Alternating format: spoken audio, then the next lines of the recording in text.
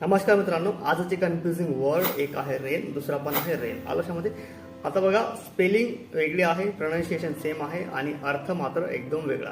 जसा की तो पहिला रेन आहे REIGN, तर याचा अर्थ काय होतो मराठीमध्ये?